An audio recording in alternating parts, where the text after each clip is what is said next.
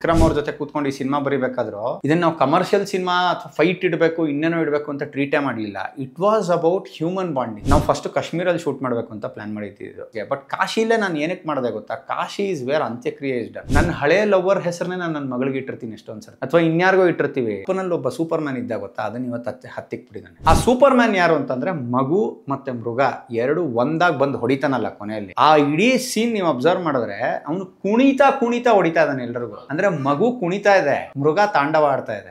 ಇಡೀ ಸಿನಿಮಾಲ್ we wanted to speak about ಒಳ್ಳೆತನ. ಅದಕ್ಕೆ ಕೊನೆಯಲ್ಲಿ ಸಾಧು ಸರ್ ಹೇಳ್ತಾರೆ ಒಳ್ಳೆಯವ್ರು ಒಳ್ಳೇದಾಗತ್ತೆ. ಈಗ ಉತ್ತರಾಖಂಡ ಮಾಡಬೇಕು ಅನ್ನೋ ಪ್ಲಾನಿಂಗ್ ಅಲ್ಲಿ ಇದೀವಿ. That is subjective to Shivanna ಅವರ ಡೇಟ್ಸ್. ಅದಾಯ್ತು ಅಂದ್ರೆ ಅದನ್ನ ಇಮಿಡಿಯೇಟ್ ಆಗಿ ಶುರು ಮಾಡ್ತೀನಿ. ಫುಡ್ ಬ್ಲಾಗರ್ಸ್ ಅಂತ ಹೋಗ್ತಾರೆ. ದೋಸೆ ತಿಂದು ಸವಿರಿ ಅನ್ನೋದಕ್ಕಿಂತ ಜಾಸ್ತಿ ದೋಸೆಯಲ್ಲಿ ಕ್ರಿಸ್ಪಿ ಆಗಿದೆ, ಬೆಣ್ಣೆ ಇಷ್ಟಿದೆ, ಪಲ್ಯ ಹಿಂಗಿದೆ, ಬೇಕಾಗಿಲ್ಲ ಅಣ್ಣ, ನಿನಗೆ ಹಸ್ವಾಗಿದೆ, ನೀನ್ ದೋಸೆ ತಿನ್ನಕ್ ಹೋಗಿದ್ಯಾ, ದೋಸೆ ತಿನ್ಕೊಂಡ್ ಬಾ, ಇಷ್ಟ ಆಯ್ತಾ ಇಷ್ಟ ಮತ್ತೆ ಹೋಗ್ತೇ ಇಲ್ವಾ ಹೋಗಲ್ಲ, ಇಷ್ಟೇ ಮ್ಯಾಟ್ರು. ಎಲ್ಲವನ್ನೂ ವಿಮರ್ಶೆ ಮಾಡೋ ಅವಶ್ಯಕತೆ ಇಲ್ಲ. ಸ್ಪೆಷಲಿ ಫಿಲಂ ಇಂಡಸ್ಟ್ರಿ ಅವರು ಬೀದಿಯಲ್ಲಿ ಬೆತ್ತಲೆ ನಿಂತಂಗೆ ಎಲ್ಲರೂ ಎಲ್ಲಾದ್ರ ಬಗ್ಗೆ ವಿಮರ್ಶೆ ಮಾಡ್ತಾರೆ ನಮ್ಮ ಬಗ್ಗೆ. ಬಟ್ ಏನು ಅಂದ್ರೆ ನಾವ್ ಯಾರ ಬಗ್ಗೆನೂ ಏನು ಮಾತಾಡಂಗಿಲ್ಲ. ಏನಾದ್ರು ಮಾತಾಡಿದ್ರೆ ಅದಕ್ಕೂ ಬೈತಾರೆ ನಮ್ಮನ್ನ. ಆಮೇಲೆ ಇನ್ನೊಂದು ರೋಹಿತ್, ನನಗೆ ಅಬ್ಸರ್ವ್ ಮಾಡೋದಂಗೆ ನಿಮ್ಮ ಸಿನಿಮಾಗಳಲ್ಲಿ ಅಂದ್ರೆ ಈ ಸಿನಿಮಾದಲ್ಲೇ ಎಕ್ಸಾಂಪಲ್ ತಗೊಂಡ್ರೆ ಎಮೋಷನ್ ವಿಚಾರಕ್ಕೆ ಬಿಗಿನಿಂಗು ಪಮ್ಮಿ ಏನು ಸೂಪರ್ ಮ್ಯಾನ್ ಅಂತ ತೊಗೊಂಬರ್ತಾಳೆ, ಕೊನೆಗೆ ಮಗಳು ಪಮ್ಮಿಯಾಗಿ ಮತ್ತೆ ಸೂಪರ್ ಮ್ಯಾನ್ ತೊಗೊಂಬರೋಂಥದ್ದು. ಆಮೇಲೆ ತಾಯಿ ಅವಳ ಕೆಟ್ಟದನ್ನು ನೋಡಬೇಡ ಮಗ, ಕೇಳಬೇಡ, ಮಾಡಬೇಡ ಅನ್ನೋ ಥರದ್ದು, ಮತ್ತು ಅವಳು ಕಾಳಜಿ ಅವನ ಮೇಲೆ ಇದ್ದಿದ್ದು, ಮತ್ತು ಕೊನೆಗೂ ಅದು ಇನ್ನೊಂದು ಮುಂದುವರಿಕೆ ಥರದ್ದೊಂದು ಸಮಪ್ ಆಗೋದು, ಇದು ನಾನು ನೋಡಿದಾಗ. ಮತ್ತು ವಾರಣಾಸಿ ರೋಹಿತ್ ಹುಡುಕಾಟ ಏನೋ ಇದೆ ಅನ್ನೋ ಥರದ್ದು ಒಂದಷ್ಟು ಅನಿಸುತ್ತೆ ನನಗೆ. ಪ್ರೀವಿಯಸ್ ಸಿನಿಮಾಗಳಿಂದ ಹಿಡಿದು ಸಂಬಂಧಗಳ ವಿಚಾರಕ್ಕೆ, ಸೊಸೈಟಿ ವಿಚಾರಕ್ಕೆ, ಕಥೆಗಳು ಅಂದರೆ ಕಮರ್ಷಿಯಲ್ಲಾಗಿ ಸಿನಿಮಾ ಹೇಳಿದ್ರು ಕೂಡ ಅದರ ತಳಹದಿಯಲ್ಲಿ ಅದೊಂದು ಲೈನು ಹೋಗ್ತಿದೆಯಲ್ಲ, ಅದು ಏನು ನಿಮ್ಮ ಹುಡುಕಾಟ ಏನು ಅನ್ನೋದು ನನ್ನ ಪ್ರಶ್ನೆ. ಅಲ್ಲ, ಅಲ್ಟಿಮೇಟ್ಲಿ ನಾನು ನೀವು ಚೆನ್ನಾಗಿರ್ಬೇಕಲ್ವ. ಅಂದರೆ ನಾನು ಹೇಳ್ತಿರೋ ದುಡ್ಡಿನ ವಿಷಯ, ಮೆಟೀರಿಯಲಿಸ್ಟಿಕ್ ಪ್ಲೆಜರ್ಸ್ ಅಲ್ಲ. ನಾನು ನಿಮ್ಮನ್ನು ನೋಡಿದ್ರೆ ಇವತ್ತು ಪ್ರೀತಿಯಿಂದ ಮಾತಾಡ್ಬೇಕು ನಾನು ನಿಮ್ಮ ಜೊತೆ. ಸೊ ಪ್ರಾಬಬ್ಲಿ ಅದು ನನ್ನ ಸಿನಿಮಾಗಳಲ್ಲಿ ರಿಫ್ಲೆಕ್ಟ್ ಆಗ್ತಾ ಇದೆ. ನಾನಿವಾಗ ನಮ್ಮ ವಿಕ್ರಮ್ ಅವ್ರ ಜೊತೆ ಕೂತ್ಕೊಂಡು ಈ ಸಿನಿಮಾ ಬರಿಬೇಕಾದ್ರೂ ಇದನ್ನು ನಾವು ಕಮರ್ಷಿಯಲ್ ಸಿನಿಮಾ ಅಥವಾ ಫೈಟ್ ಇಡಬೇಕು ಇನ್ನೇನೋ ಇಡಬೇಕು ಅಂತ ಟ್ರೀಟೇ ಮಾಡಲಿಲ್ಲ. It was about human bondings.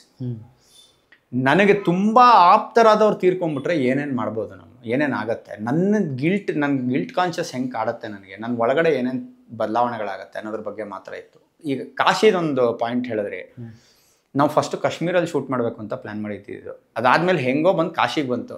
ನಾನು ಅವತ್ತು ಹೇಳಿರಲಿಲ್ಲ ಇದನ್ನು ಪ್ರೊಡ್ಯೂಸರ್ಸ್ಗೆ. ಬಟ್ ಕಾಶಿಲೇ ನಾನು ಏನಕ್ಕೆ ಮಾಡಿದೆ ಗೊತ್ತಾ? ಕಾಶಿ ಇಸ್ ವೇರ್ ಅಂತ್ಯಕ್ರಿಯೆ ಇಸ್ ಡನ್. ಹೌದು, ಅಲ್ಲಿ ಅಂತ್ಯಕ್ರಿಯೆ ಮಾಡ್ತಾರೆ. ಗಯಾ ಕಾಶಿಗೆಲ್ಲ ಹೋಗ್ಬಿಟ್ಟು ಮಾಡ್ತಾರಲ್ಲ. ನನಗೆ ಇವನು ಅಲ್ಲಿ ಹೋಗಿ ಸೆಟ್ಲ್ ಆಗೋದು ಮೆಟಫರಿಕಲಿ it worked.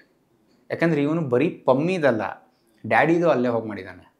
So he staying there. ಆ ಸಾವು ಆ ಹೆಣಗಳ ಜೊತೆನೇ ಅವನು ಇದಾನಲ್ಲಿ. ಆ್ಯಂಡ್ ನೀವು ಆ ಫೈಟ್ ಅಬ್ಸರ್ವ್ ಮಾಡಿದ್ರೆ ಕೊನೆಗೆ ಅಲ್ಲಿಂದನೇ ಅವನು ಆಚೆ ಬರ್ತಾನೆ. ಆಚೆ ಬಂದು ವಾಪಸ್ ಇಲ್ಲಿಗೆ ಬಂದಿದ್ದಾನೆ. ಸೊ ಅಂದರೆ ಎಲ್ಲವೂ ನನಗೆ ನಾನು ಮಾಡಬೇಕಾದ್ರೆ ಇದೆಲ್ಲ ನನಗೆ ಥಾಟ್ ಬರ್ತಾ ಇತ್ತು. ಆ್ಯಂಡ್ ಪಮ್ಮಿದು ಕೊನೆಯಲ್ಲಿ ಮತ್ತೆ ಇನ್ನೊಂದು ಮಗು ಬಂದು ಅವ್ನಿಗೆ ಇದನ್ನು ಮಾಡುತ್ತಲ್ಲ, ಅದು ತುಂಬ ಓಲ್ಡ್ ಸ್ಟೈಲ್ ರೈಟಿಂಗು ಸರ್. ಫ್ರ್ಯಾಂಕಾಗಿ ಹೇಳ್ತೀನಿ ನೋಡಿ, ಯಾವತ್ತೋ ಮಗುನೂ ಹಾಗೆ ಆಗತ್ತೆ. But it is so true. ಯಾಕೆಂದರೆ ನನ್ನ ಹಳೆ ಲವರ್ ಹೆಸರನ್ನೇ ನಾನು ನನ್ನ ಮಗಳಿಗೆ ಇಟ್ಟಿರ್ತೀನಿ ಎಷ್ಟೊಂದು ಸರ್ತಿ, ಅಥವಾ ಇನ್ಯಾರಿಗೋ ಇಟ್ಟಿರ್ತೀವಿ. ಈ ಹುಡುಗಿರು ಹಳೆ ಲವರ್ಗಳ ಹೆಸರನ್ನೇ ಮಗಂಗೆ ಇಟ್ಟಿರ್ತಾನಲ್ಲ. ಆ ಥರ ಮಗು ಹುಟ್ಟಿದೆ ಇವತ್ತು. ಆ ಮಗು ಒಂದು ಸೂಪರ್ ಮ್ಯಾನ್ ತಂದುಕೊಡತ್ತೆ. ನಾನು ಕತೆ ಬಿಟ್ಕೊಡ್ತಾ ಇದ್ದೀನಿ, ಬಟ್ ತಲೆ ಕೆಡಿಸ್ಕೋತಿಲ್ಲ ನಾನು.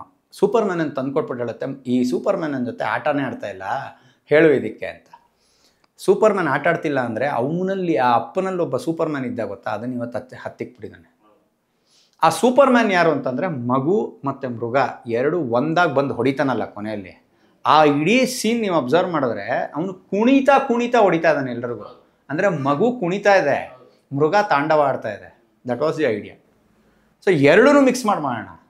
ಕೊನೆಯಲ್ಲಿ ಅವಳು ಹೇಳ್ತಾಳೆ ಆಟ ಆಡ್ತಾ ಇಲ್ಲ ಇವಾಗ ಸೂಪರ್ ಮ್ಯಾನ್ ಇಲ್ಲ ಇವಾಗ ಅವನಲ್ಲಿ. Has become normal. ಅವ್ನು ಮತ್ತೆ ಮುತ್ತು ಆದ, ಹಳೆ ಮುತ್ತು ಆದ ಅಂತ.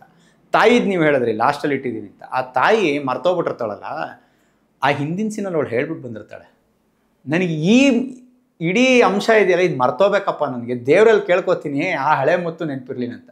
ಅವಳಿಗೆ ಇಡೀ ಜೀವನದಲ್ಲಿ ಅದಾದಮೇಲೆ ಅವಳಿಗೆ ನೆನಪಿರೋದು ಆ ಮುತ್ತು ಮಾತ್ರ. ಅದಾದಮೇಲೆ ಮುತ್ತು ನೆನಪಿಲ್ಲ ಅವಳಿಗೆ. ಅಂದರೆ ನಮ್ಮಲ್ಲಿ ಏನೋ ಒಂದು ಒಳ್ಳೆತನ ಇರುತ್ತಲ್ಲ. ಇಡೀ ಸಿನಿಮಾಲ್ we wanted to speak about ಒಳ್ಳೆತನ. ಅದಕ್ಕೆ ಕೊನೆಯಲ್ಲಿ ಸಾಧು ಸರ್ ಹೇಳ್ತಾರೆ ಒಳ್ಳೆಯವ್ರು ಒಳ್ಳೇದಾಗತ್ತೆ ಮೇಡಮ್. ಎಲ್ಲರೂ ಅದೇಂಗೆ ಕನ್ವೀನಿಯೆಂಟ್ ರೈಟಿಂಗು, ಅವನು ಹೆಂಗೆ ಅಲ್ಲಿ ಬಂದುಬಿಡ್ತಾನೆ. ಒಳ್ಳೆಯವನು ಗುರು ಅವನು. ಯೂನಿವರ್ಸ್ ಹಸ್ ಕಾನ್ಸ್ಪೈರ್ಡ್. ನೀವು ಮೊಬೈಲ್ ಕಳ್ಕೊಂಡ್ಬಿಡ್ತೀರಾ, ಎಲ್ಲೋ ಬಿಟ್ಟೊಟ್ಟೋಗಿರ್ತೀರ, ಯಾರೋ ಔಟ್ ಆಫ್ ನೋವೇರ್ ಆ ಮೊಬೈಲ್ನ ನಿಮ್ಗೆ ತಂದು ಕೊಡ್ತಾರೆ. ಕನ್ವೀನಿಯೆಂಟ್ ಅದು? ದೇವರು, ಇಟ್ಸ್ ಎ ಗಾಡ್ಸ್ ಪ್ಲ್ಯಾನ್. ನಿಮ್ಮ ಮೊಬೈಲ್ ನಿಮ್ಗೆ ವಾಪಸ್ ಬರಬೇಕಿತ್ತು. ಚಿನ್ನದ್ದೇನೋ ಕಳ್ಕೊಂಡ್ಬಿಟ್ಟಿರ್ತೀವಿ, ಎಷ್ಟು ಹುಡುಕಿದ್ರೂ ಸಿಗಲ್ಲ, ಎಲ್ಲೋ ಒಂದು ಕಡೆ ಸಿಕ್ಬಿಡುತ್ತೆ. ಕನ್ವೀನಿಯನ್ಸ್ ಅದು ಗಾಡ್ಸ್ ಪ್ಲ್ಯಾನ್. ಮುತ್ತು ಲೈಫಲ್ಲಿ ದೇವರೇ ಪ್ಲ್ಯಾನ್ ಮಾಡಿರೋದು ಅಂತಲೇ ಇದ್ದಿತ್ತು. It was God's plan. ಅದೇ ರೀತಿಯೇ ಆ ತಾಯಿದೂ ಅಷ್ಟೇನೆ, ತಾಯಿ ಎಮೋಷನ್ನು ಅಷ್ಟೇ, ತಾಯಿ ಹೇಳೋ ವಾಕ್ಯಗಳು ಅಷ್ಟೇನೆ. It was everything was about Muttu and ಅವನ ಗ್ರಾಫ್. ಐ ಥಿಂಕ್ ಈ ಮಾತುಕತೆ ನಮ್ಮ ಸುಮಾರು ಜನಕ್ಕೆ ಇನ್ನೂ ನೋಡಿದಿರೋರಿಗೆ ಒಂದು ಪರ್ಸೆಪ್ಷನ್ ಬಿಲ್ಡ್ ಆಗಿರುತ್ತೆ, ಆ್ಯಂಡ್ ನೋಡಿರೋರಿಗೆ ಅವ್ರು ಏನು ಅಂದ್ಕೊಂಡಿರುತ್ತೋ ಅದಕ್ಕೆ ಆನ್ಸರ್ ಸಿಕ್ಕಿರುತ್ತೆ. ಐ ಥಿಂಕ್ ತುಂಬ ನೀಟಾಗಿ ಮಾತಾಡೋದು ಆ್ಯಕ್ಚುಲಿ ಇದು. ಆ್ಯಂಡ್ ಓಕೆ, ಎಕ್ಕ ಆಯಿತು, ತುಂಬ ಸಂಭ್ರಮ. ಅಂದರೆ ನಾರ್ತ್ ಕರ್ನಾಟಕ ಏನೋ ಹೋಗ್ತಾರೆ ಅಂತ ಆ್ಯಂಡ್ ಮೈಸೂರು ಭಾಗದಲ್ಲಿ, ಬೆಂಗಳೂರಲ್ಲಿ ಏನೆಲ್ಲ ಆಗ್ತದೆ ಎಲ್ಲರೂ ಸಂಭ್ರಮಿಸ್ತಾ ಇದ್ದಾರೆ, ಆ್ಯಂಡ್ ಇಂಡಸ್ಟ್ರಿ ಸೆಲೆಬ್ರೇಟ್ ಮಾಡ್ತಾ ಇದೆ. ಸೊ ವೆರಿ ಗುಡ್ ಸೈನು, ಮತ್ತು ತುಂಬ ಖುಷಿ ಆಗ್ತಿದೆ ಆ ವಿಚಾರಕ್ಕೆ. What next? ಈಗ ಉತ್ತರಾಖಂಡ ಮಾಡಬೇಕು ಅನ್ನೋ ಪ್ಲ್ಯಾನಿಂಗಲ್ಲಿದ್ದೀವಿ. ಸೊ ಮೋಸ್ಟ್ಲಿ ಅದನ್ನು ಮುಗಿಸ್ತೀವಿ. That is subjective to Shivanna ಅವರ ಡೇಟ್ಸ್. ಶಿವಣ್ಣ ಅವ್ರ ಜೊತೆ ಒಂದು ರೌಂಡ್ ಮಾತಾಡ್ಬಿಟ್ಟು ಅದಾಯಿತು ಅಂದರೆ ಅದನ್ನು ಇಮಿಡಿಯೇಟಾಗಿ ಶುರು ಮಾಡ್ತೀನಿ. ಅದಿಲ್ಲ ಅಂತಂದರೂ ಅಂದರೆ ಅದನ್ನು ಆ ಕಡೆ ಈ ಕಡೆ ಒಂದು ತಿಂಗಳು 2 ತಿಂಗಳು ಆ ಕಡೆ ಈ ಕಡೆ ಆದರೆ ಬಹುಶಃ ಇನ್ನೊಂದು ಸಿನಿಮಾ ಮಾತುಕತೆಯಲ್ಲಿದೆ, ಇಮಿಡಿಯೇಟಾಗಿ ಶುರು ಮಾಡ್ತೀನಿ. ನಾನ್ ಸ್ಟಾಪ್ ಒಂದು 2 ವರ್ಷ ಕೆಲಸ ಮಾಡ್ತೀನಿ. ಇಲ್ಲ, ಮಾಡಲೇಬೇಕು. ಅಂದರೆ ಈಗ ನೀಡಿದೆ, ತುಂಬ ನೀಡಿದೆ, ಬೇಕಿದೆ. I hope so. ಅಂದರೆ ಈಗ ಎಕ್ಕನೇ ನೀವು ಡಿಸೆಂಬರ್ಗಲ್ಲ ಶುರು ಮಾಡಿದ್ದು? ಜಾನ್ವರಿ 2ನೇ ತಾರೀಕು ಶೂಟಿಂಗ್ ಶುರು ಮಾಡಿದ್ದು ನಾವು. ಜುಲೈ 18ಕ್ಕೆ ರಿಲೀಸ್ ಮಾಡಿದ್ದೀರಾ ಅಂತ. ಇನ್ನು ಆ್ಯಕ್ಚುಲಿ ನೀವು ಮೊದಲು ಅರ್ಲಿಯಾಗಿ ಹಾಕಿದ್ರಿ ಡೇಟು, June 5th ಅಂತ ಹಾಕಿದ್ವಿ. ಅದು 1 ತಿಂಗಳು ಆ ಕಡೆ ಈ ಕಡೆ ಆಯಿತು. ಬಟ್ ಈ ಥರ ಇಮಿಡಿಯೇಟಾಗಿ ಅಡುಗೆ ಮಾಡಿಕೊಟ್ರೆ ಆಗಲೇ ಹೇಳ್ದಂಗೆ ಅದೇ ಈಗ ಹಸ್ತಿದ್ರು, ಮತ್ತು ಜೊತೆಗೆ ಆ ಥರದ್ದೊಂದು ಮೃಷ್ಟಾನ್ನ ಭೋಜನನೇ ಸಿಕ್ತು. ಅದಾಗಲಿ, ಇನ್ನೊಂದ್ಸಲ ಕಂಗ್ರ್ಯಾಚುಲೇಷನ್ಸ್. ಈ ವರ್ಷ ಪೂರ್ತಿ ಐ ಥಿಂಕ್ ಪ್ರವೀಣು ನಾನು ಸೆಲೆಬ್ರೇಟ್ ಮಾಡ್ತಿರ್ತೀವಿ. ನಮ್ಮ ಒಂದೇ ಸಿನಿಮಾ ಅಂತ ಅಲ್ಲ, ಇನ್ನು ಬರೋ ಎಲ್ಲ ಸಿನಿಮಾಗಳನ್ನೂ definitely I am pretty sure we are all going to celebrate. ಇಲ್ಲ, ನನಗೆ ಇದೊಂದು ತುಂಬ ಕಾಡೋದು ಅಂದರೆ ಆವಾಗಲೇ ತುಂಬ ಚೆನ್ನಾಗಿತ್ತು. ಪ್ರೇಕ್ಷಕ ಸತ್ತೋಗಿದ್ದಾನೆ ವಿಮರ್ಶಕರಲ್ಲಿ ಅಂತ. ನಾನು ಬೀಂಗ್ ಎ ಜರ್ನಲಿಸ್ಟ್, ನಾನು ಸುಮಾರು ಜನಕ್ಕೆ ಹೇಳಿದ್ದೀನಿ, ನೀವು ಸಿನಿಮಾ ನೋಡಬೇಕಾದ್ರೆ ಪ್ರೇಕ್ಷಕರಾಗಿ ನೋಡಿ, ನೀವು ಮೇಕರಾಗಿ ನೋಡಬೇಡಿ. ಬಿಕಾಸ್ ಇವತ್ತು ಎಲ್ಲವೂ ಹಂಗೆ ಆಗೋಗಿದೆ ಪ್ರವೀಣ್. ನೀವು ಫುಡ್ ಬ್ಲಾಗರ್ಸ್ ಅಂತ ಹೋಗ್ತಾರೆ, ದೋಸೆನ ತಿಂದು ಸವಿರಿ ಅನ್ನೋದಕ್ಕಿಂತ ಜಾಸ್ತಿ ದೋಸೆಯಲ್ಲಿ ಕ್ರಿಸ್ಪಿ ಆಗಿದೆ, ಬೆಣ್ಣೆ ಇಷ್ಟಿದೆ, ಪಲ್ಯ ಹಿಂಗಿದೆ, ಬೇಕಾಗಿಲ್ಲ ಅಣ್ಣ, ನಿನಗೆ ಹಸ್ವಾಗಿದೆ, ನೀನು ದೋಸೆ ತಿನ್ನಕ್ಕೆ ಹೋಗಿದ್ಯಾ, ದೋಸೆ ತಿನ್ಕೊಂಬಾ, ಇಷ್ಟ ಆಯ್ತಾ ಇಷ್ಟ ಮತ್ತೆ ಹೋಗ್ತೇ, ಇಲ್ವಾ ಹೋಗಲ್ಲ. ಕಾಫಿ ನೋಡಿ ನೊರೆ ಆಗಿದೆ, ಸ್ಟ್ರಾಂಗ್ ಆಗಿದೆ, ಡಿಕಾಕ್ಷನ್ ಹಿಂಗೆ ಹಾಕಿದರೆ ಯಾವನಿಗೆ ಬೇಕಣ್ಣ, ಕಾಫಿ ಸವಿ ಬಾ, ಅಷ್ಟೇ ಮುಗ್ದೋಯ್ತು. ಸಿನಿಮಾನು ಅಷ್ಟೇನೆ, ಸವಿ ಬಾ ಆಚೆ. ಅದನ್ನು ಬಿಟ್ಬಿಟ್ಟು ನಾವು ಕೂತ್ಕೊಂಡ್ಬಿಟ್ಟು ನಾನು ಮಚ್ಚಿಟ್ಕೊಂಡು ಪೋಸ್ಟ್ ಮಾರ್ಟಮ್ ಮಾಡ್ತೀನಿ. ನಾನು ಎಲ್ಲವೂ ಹಂಗೆ ಬಸ್ಸಲ್ಲಿ ಹೋಗ್ತೇನೆ ನೋಡಿ. ಇವತ್ತು BMTC ಬಸ್ಸಲ್ಲಿ ಸೀಟಿಂಗ್ ಆಗಿದೆ ಅಣ್ಣ, ನಿನಗೆ ಕತ್ರಿಗುಪ್ಪೆಯಿಂದ ಮೆಜೆಸ್ಟಿಕ್ವರೆಗೂ ಹೋಗ್ಬೇಕು, ಬಸ್ ಹತ್ತಿದ್ಯಾ, ಬಸ್ಸಲ್ಲಿ ಹೋಗ್ತಿದ್ಯಾ, ಆ ಬಸ್ ಇಷ್ಟ ಆಗಿಲ್ಲ, ನೆಕ್ಸ್ಟ್ ಆಟೋ ಹತ್ಕೋತೀಯ, ಇಷ್ಟೇ ಮ್ಯಾಟ್ರು. ಎಲ್ಲವನ್ನೂ ವಿಮರ್ಶೆ ಮಾಡೋ ಅವಶ್ಯಕತೆ ಇಲ್ಲ, ಎಲ್ಲನೂ ಬ್ರೇಕ್ ಡೌನ್ ಮಾಡೋ ಅವಶ್ಯಕತೆ ಇಲ್ಲ. ನಮ್ಮೆಲ್ಲ ಇನ್ನೋಸೆನ್ಸೇ ಹೊಟ್ಟೋಗ್ತಾ ಇದೆ. And just why are you doing it? Just to showcase that you are intelligent. You are insulting your intelligence. ಅದನ್ನು ಫಸ್ಟ್ ಅರ್ಥ ಮಾಡ್ಕೋಬೇಕು ಜನ. ಈ ಒಂದು ಹಂತ ಆದಮೇಲೆ ಎಲ್ರಿಗೂ ಅರ್ಥ ಆಗ್ತಾ ಇದೆ ಸರ್. ಏನು ಗೊತ್ತಾ, ಇವೆಲ್ಲ ಗುರು ಇವ್ನು ಏನೇ ಹೇಳಲಿ ಏನೋ ಒಂದು ಉದ್ದೇಶ ಇಟ್ಕೊಂಡೆ ಮಾತಾಡ್ತಾ ಇದ್ದಾರೆ ಅನ್ನೋದು ಬಂದ್ಬಿಡುತ್ತೆ ತಲೆಗೆ. ಕರೆಕ್ಟ್. ಸೊ ನಾನು ಉದ್ದೇಶದ ಬಗ್ಗೆ ಮತ್ತೆ ಬಂತು ನೋಡಿ ಮಾತು. ಏನು ಅಂದರೆ ಅಲ್ಟಿಮೇಟ್ಲಿ ಜನಕ್ಕೆ ನನ್ನ ವೈಬ್ ಪಾಸ್ ಆಗೇ ಆಗುತ್ತೆ. ನಾನು ಹೇಳ್ತಿರೋದು ನಿಜ ಆದರೆ ಅವ್ರಿಗೆ ನಿಜ ಅಂತ ಗೊತ್ತಾಗೇ ಆಗುತ್ತೆ. ಅವ್ರು ಹೇಳದೇ ಇರ್ಬೋದು. ನಾನು ನಟನೆ ಮಾಡ್ತಿರೋದು ನಿಜ ಆದರೆ ನೈಜವಾಗಿದ್ದಾನೆ ಇವನು ಅನ್ನೋದು ಗೊತ್ತಾಗುತ್ತೆ. ಇಲ್ವಾ ಯಾವುದೇ ಕಾರಣಕ್ಕೂ 10 ದಿನದ ಮೇಲೆ ನನ್ನ ಮೂಸ್ ನೋಡಲ್ಲ ಯಾರು. ಹೌದು, ಸಿಂಪಲ್ ಅದು. ವಿಮರ್ಶಕರದ್ದು ನೀವು ಕೆಲವ್ರು ಓಕೆ ಜೆನ್ಯನ್ ಆಗಿ ಪಾಪ ಎಲ್ಲರೂ ಕೆಲವ್ರು ದೇ ಆರ್ ಗಿವಿಂಗ್ ಅಸ್. ನಾನು ವಿಮರ್ಶೆಗಳು ತಪ್ಪು ಅಂತ ಹೇಳ್ತಾ ಇಲ್ಲ. ಅಂದರೆ ಅದೊಂದು ವಿಷಯ ಆಯ್ತಲ್ಲ, ಪ್ರೇಕ್ಷಕ ಸಿನಿಮಾ ವಿಚಾರಕ್ಕೆ ನಾನು ಹೇಳ್ತಾ ಇದ್ದೀನಿ, ಬೇರೆದು ಬಿಟ್ಬಿಡೋಣ. ಸಿನಿಮಾ ವಿಚಾರದಲ್ಲಿ ವಿಮರ್ಶಕ ಆದವನು ಅವನೊಳಗೊಬ್ಬ ಪ್ರೇಕ್ಷಕ ಇರಬೇಕು, ಆ ಮುಗ್ಧತೆ ಇರಬೇಕು. 100. ಆ ಮುಗ್ಧತೆಯಲ್ಲಿ ಅವನಿಗೆ ತಪ್ಪುಗಳು ಕಂಡಾಗ ಹೌದು ಅದು ಸತ್ಯ. ಉದ್ದೇಶ ಅದೇ ಹಾಗೇನೆ, ಉದ್ದೇಶಪೂರ್ವಕವಾಗಿ ಇಲ್ಲ ಇದನ್ನು ನಾನು ಹೇಳಲೇಬೇಕು, ಈ ವಿಷಯ ಮಾತಾಡಲೇಬೇಕು. ಈಗ ಒಂದೊಂದು ಸಿನಿಮಾ ನೋಡ್ಕೊಂಬರ್ತೀವಿ, ಅದರಲ್ಲಿ ನನಗೇನು ತಪ್ಪುಗಳು ಕಾಣಿಸಲ್ಲ. ನಾನು ವಿಮರ್ಶೆ ಮಾಡ್ತಿದ್ದೀನಿ ಅನ್ನೋ ಕಾರಣಕ್ಕೆ, ನಾನು ತಪ್ಪು ಒಂದು ಹೇಳಲೇಬೇಕು ಅನ್ನೋ ಕಾರಣಕ್ಕೆ ಮೊಸರು ಕಲ್ಲು ಹುಡ್ಕೋದು ಅದು ಸರಿ ಇಲ್ಲ ಅನ್ನೋದು ಅಷ್ಟೇ. ಈಗ ಈ ಇಂಟರ್ವ್ಯೂ ನೋಡು ಕೆಳಗಡೆ ಬೈತಾರೆ, ಕೆಳಗಡೆ ಇದ್ರ ಬಗ್ಗೆನೂ ವಿಮರ್ಶೆ ಮಾಡ್ತಾರೆ. ಅದೇ ಮಜಾ ಅಂದರೆ ಹೆಂಗೆ ಹೋಗಿದ್ದೀವಿ. ನಾನು ಎಲ್ರಿಗೂ ಹೇಳ್ತೀನಿ, ನಾವು ಹೆಂಗೆ ಅಂತಂದರೆ ಎಸ್ಪೆಷಲಿ ಫಿಲಮ್ ಇಂಡಸ್ಟ್ರಿ ಅವರು ಇದು ಹೇಳಬಾರ್ದು, ಬಟ್ ಬೀದಿಯಲ್ಲಿ ಬೆತ್ತಲೆ ನಿಂತಂಗೆ ಆಯಿತಾ, ಎಲ್ಲರೂ ಎಲ್ಲದ್ರ ಬಗ್ಗೆ ವಿಮರ್ಶೆ ಮಾಡ್ತಾರೆ ನಮ್ಮ ಬಗ್ಗೆ. ಬಟ್ ಏನು ಅಂದರೆ ನಾವು ಯಾರ ಬಗ್ಗೆನೂ ಏನು ಮಾತಾಡೋಂಗಿಲ್ಲ. ಯಾಕಂದರೆ ಅದೊಂದು ಡಿಪ್ಲೊಮೆಟಿಕ್ ಆಗಿ ನೀನು ಏನಾದರೂ ಮಾತಾಡಿದ್ರೆ ಅದಕ್ಕೂ ಬೈತಾರೆ ನಮ್ಮನ್ನು. ಆ ಹಂತಕ್ಕೆ ಬಂದ್ಬಿಟ್ಟಿದ್ದೀವಿ ಇವತ್ತು.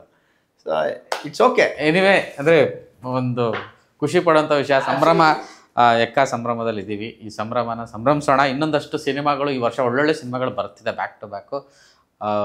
ಥಿಯೇಟ್ರ್ನವರೆಲ್ಲ ತುಂಬ ಸಂತಸದಿಂದ ಇದ್ದಾರೆ ಹೇಳಬೇಕು ಅಂತಂದರೆ.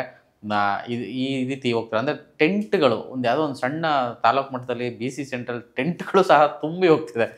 ಅದು ಬೇಕಾಗಿದ್ದು ಅದಾಗಿದೆ. ಥ್ಯಾಂಕ್ ಯು ರೋಹಿತ್ ಫಾರ್ ಈ ಥರದೊಂದು ಸಿನಿಮಾ ಕೊಟ್ಟಿದ್ದಕ್ಕೆ, ಹಾಗೆಯೇ ಈ ಒಂದು ಸಂಭ್ರಮಕ್ಕೆ ಥ್ಯಾಂಕ್ ಯು. ಈ ಅವಕಾಶ ಮಾಡಿಕೊಟ್ಟಿದ್ದಕ್ಕೆ, ಇಷ್ಟು ಮುಕ್ತವಾಗಿ ಮಾತಾಡೋವಂಥ ಅವಕಾಶ ಕೊಟ್ಟಿದ್ದಕ್ಕೆ. ಆ್ಯಂಡ್ ಪ್ರವೀಣ್ ಜೊತೆ ಮಾತಾಡೋಕ್ಕೆ ಯಾವತ್ತೂ ಖುಷಿನೇ. Kannada pictures has always given ಒಳ್ಳೊಳ್ಳೆ.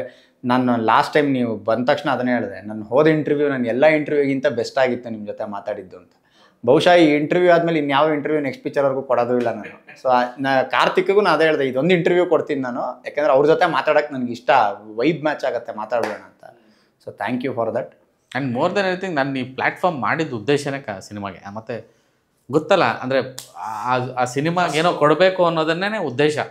ನಾನು ಅದೇ ಯಾರು ಏನು ಬೇಕಾದರೂ ಮಾಡ್ಕೊಳ್ಳಿ, ಕನ್ನಡ ಪಿಕ್ಚರ್ ಹಿಂಗೇ ಇರೋದು, ಸಿನಿಮಾಗೇ ಇರೋದು. Thank you so much.